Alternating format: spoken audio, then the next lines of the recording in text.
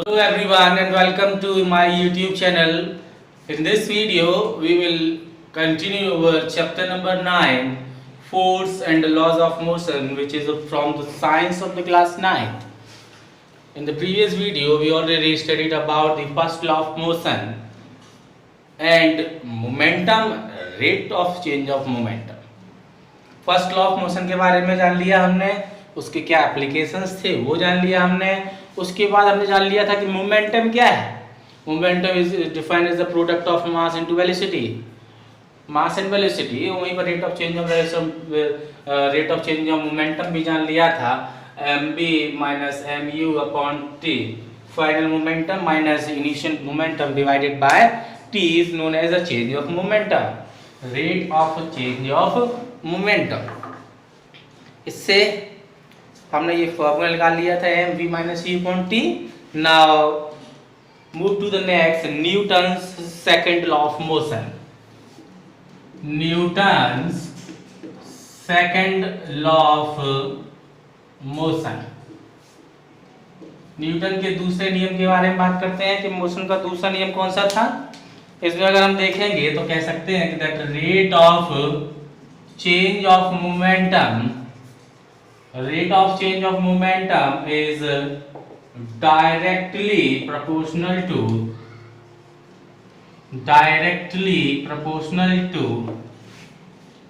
the applied force, जो rate of change of momentum है, अगर हम बात कर रहे थे rate of change of momentum जो आया था हमारा mb minus mu upon t is directly proportional to the force applied। ये किसके डायरेक्टली प्रोपोर्शनल होता है? F के फोर्स के डायरेक्टली प्रोपोर्शनल ये पाया जाता है, ठीक है ना। and takes place in the direction in which the force act, और ये उसी डायरेक्शन में होता है जिस डायरेक्शन में ये फोर्स लगाया जाता है। Rate of change of momentum का जो फोर्स होगा, जो डायरेक्शन होगा, direction of rate of change of momentum, जो इनका जो डायरेक्शन होगा वही डायरेक्शन होगा, फोर्स का डायरेक्शन भी वही होगा, यानी कि दोनों का डायरेक्शन अपने आप में सेम ही होता है। जिस तरफ फोर्स लग रहा होगा मोमेंटम में बदलाव भी उसी डायरेक्शन में देखने को मिलेगा।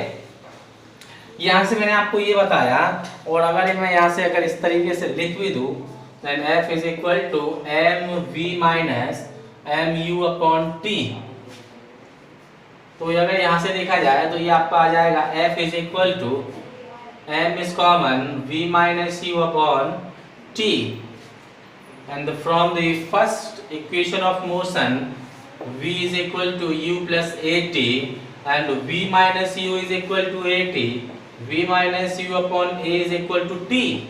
That means the change in velocity with respect to time is known as acceleration। समय के साथ वेलोसिटी में आने वाले बदलाव को उसके एक्सेलरेशन के तौर पर जाना जाता है। अगर यहाँ से ये यहाँ कर दिया जाए और t यहाँ ले लिया जाए तो v minus u upon t वो कहलाता है हमारा एक्सेलरेशन। तो हम इसकी जगह पर रिप्लेस करा देंगे a को, तो हमारा फॉर्मूला मिल जाएगा F is equal to m into a, यानी force applied on to the object is equal to the product of mass of the object and its acceleration. Force को अगर हम देखें यहाँ से कैसे निकाल सकते हैं, तो जो मास है ऑब्जेक्ट का, उस ऑब्जेक्ट के मास में अगर हम एक्सेलरेशन से मल्टीप्लाई करा देंगे तो वो फोर्स अप्लाइड हमें पता चल जाएगा जिस फोर्स को हम उस ऑब्जेक्ट पर लगा रहे हैं, तो वो हमें यहाँ से पता चल जाता है। इसको अगर हम देखें तो यहाँ से हमें मिलेगा force is equal to mass into acceleration, mass into acceleration. अगर इसकी यूनिट की बात की जाए, अगर एक आया है कि इसकी यूनिट क्या होती है, तो अगर इसकी यूनिट की बात करेंगे that unit of force is equal to what? Newton. इसकी एसआई जो यूनिट है, एसआई यूनिट की बात करेंगे तो वो होती है अपने आप में न्यूटन।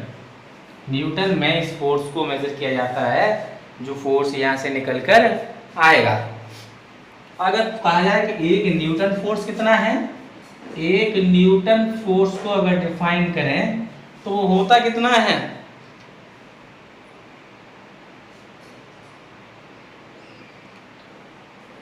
तो इसको हम डिफाइन करेंगे that acceleration of 1 metre per second square in an object of mass 1 kilogram is produced. यानी 1 किलोग्राम मास वाले एक ऑब्जेक्ट पर अगर 1 मीटर पर सेकेंड स्क्वायर का एक्सेलरेशन प्रोड्यूस किया जाए तो उस एक्सेलरेशन को प्रोड्यूस कराने में जितना फोर्स लगता है वो अपने आप में 1 न्यूटन का होगा। 1 किलोग्राम मास वाले ऑब्जेक्ट के अंदर 1 मीटर पर सेकेंड स्क्वायर का एक्सेलरेशन प्रोड्यूस कराने के लिए जितने फोर्स की जरूरत होती है वो फोर्स हमारा 1 न्यूटन के इक्वल माना जाता है। तो इस तरीके से 1 न्यूटन को हम यहाँ पर डिफाइन भी कर सकते हैं, ठीक है ना। तो आप वर्ड्स में भी लिख सकते हैं इसको, it is defined as the amount that produce an acceleration of 1 metre per second square in an object of mass 1 kg। तो ये शब्दों में आप लिख सकते हैं। आप इसके देखते हैं एप्लीकेशंस क्या है दूसरे लॉ के, कहाँ पर ये उपयोग होता है देखते हैं। Applications of second law of motion.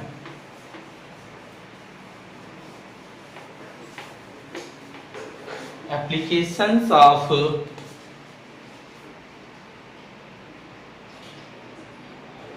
Newton's second law.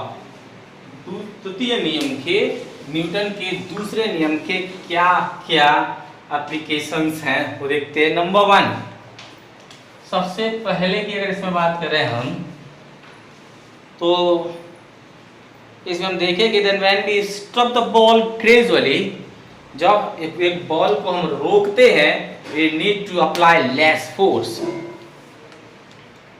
Gradually रोकेंगे, अगर कोई बॉल हमारी तरफ आ रही है तो उस बॉल को रोकने के लिए हम अपने हाथों को धीरे धीरे करके पीछे ले आते हैं। हमने क्रिकेट मैच में ऐसा अक्सर देखा होगा, तो अगर तेज आती हुई बॉल को अगर रोका जाए तो उस बॉल को रोकने के लिए पहले अपने हाथों को आगे ले जाते हैं, फिर हाथों को आगे ले जाकर एकदम पीछे की तरफ करते हैं। कीपर के द्वारा अक्सर आपको इस तरीके से देखने को मिलेगा।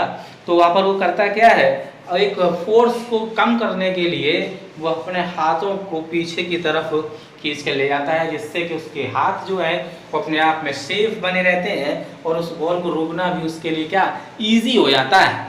अगर वो बॉल को वहीं की वहीं रोके, जैसे कोई बॉल तेजी से आ रही है और वो वहीं की वहीं रोक है या वहीं की वहीं हाथों को पीछे ना ले जाए, तो जब बॉल हैंड से हिट करेगी, हाथों से बॉल जब हिट करेगी तो हाथों पर जो उसका इम्पैक्ट पड़ेगा that impact is very high, बहुत ज़्यादा इम्पैक्ट होगा। हो सकता है कि अपने आपके हाथों को भी वो फाड़ दे, तो वहाँ पर नुकसान आपको ज़्यादा होगा और आपके लिए अनसेफ होगा।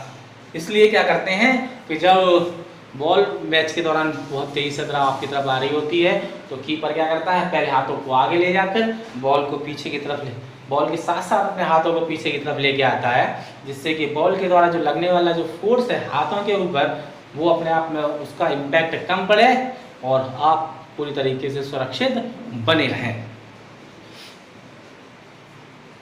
ठीक है ना, ये हो गया नंबर 1। अब दूसरे की बात करते हैं। इन high jump if surface is hard, high jump के अंदर जब ऊंची कूद करते हैं, ये दो तरीके की लॉन्ग जंप होती है, एक हाई जंप। हाई जंप की बात कर रहे हैं, ऊंची कूद की बात कर रहे हैं, इतना ऊंचा उसमें एक बार सेट किया गया था, उसके ऊपर से कूदना होता है। तो जब ऊपर से जब कूदकर जब एक हार्ड सरफेस पर गिरते हैं, athletes body changes velocity in very less time.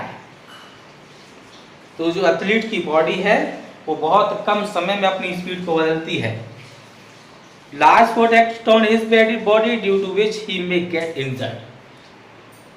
तो बहुत कम समय में जब वो अपनी वेलोसिटी को बदलती है तो बहुत ज़्यादा फोर्स उसके ऊपर लगता है, तो उस ज़्यादा फोर्स लगने के कारण उसकी बॉडी इंजर्ड हो सकती है या हो जाती है। उसको रोकने के लिए क्या किया जाता है कि जब दूसरी तरफ जहाँ उसको गिरना है तो उस जगह पर एक तरीके से सरफेस को सॉफ्ट बनाया जाता है। एक तरीके से गद्दे वगैरह बिछा दिए जाते हैं जिसके ऊपर जब वो गिरता है तो गद्दे क्या होते हैं, सॉफ्ट होते हैं, वो अपने आप में स्पंजी होते हैं, दबते हैं। तो जब वो एथलीट उसके ऊपर गिरता है तो मान लीजिए वो सरफेस यहाँ तक था जिसके ऊपर वो गिरा, तो सॉफ्ट होने के कारण वो दब के नीचे की तरफ आ जाते हैं। तो वो जो फोर्स है, जो इम्पैक्ट पड़ना था, वो अपने आप में कम हो जाता है और फिर उस एथलीट को चोट लगने से अपने आप में बच जाता है। तो इस तरीके से कहीं ना कहीं क्या करना होता है कि जो फोर्स लग रहा है उसको हम कहीं ना कहीं कम कराएं, जिससे कि उससे पड़ने वाले इम्पैक्ट जो हैं वो अपने आप में कम होंगे। तो इस तरीके से कई सारे एग्जांपल्स आपको देखने को मिल सकते हैं जहां पर जो लगने वाला फोर्स है एक ऑब्जेक्ट पर, उसको अपने आप में कम कराया जाता है, और जब फोर्स को कम करा देते हैं तो उसके द्वारा लगने वाला इम्पैक्ट जो है वो भी कम ही होता है। ठीक है ना। तो इस तरीके से आप दूसरे नियम के जो एप्लीकेशंस थे उनको आप आसानी से अपने आप में समझ गए होंगे। समय के साथ वेलोसिटी जितना ज़्यादा समय लेगी बदलने में, फोर्स का जो जितने इफेक्ट होंगे वो अपने आप में उतना ही कम होता है और सेफ, हमारे लिए सेफ भी रहता है। अगला जो थर्ड लॉ है, न्यूटन थर्ड लॉ, इस लॉ को हम लोग जान लेंगे अपने अगले वीडियो में। Till then good bye.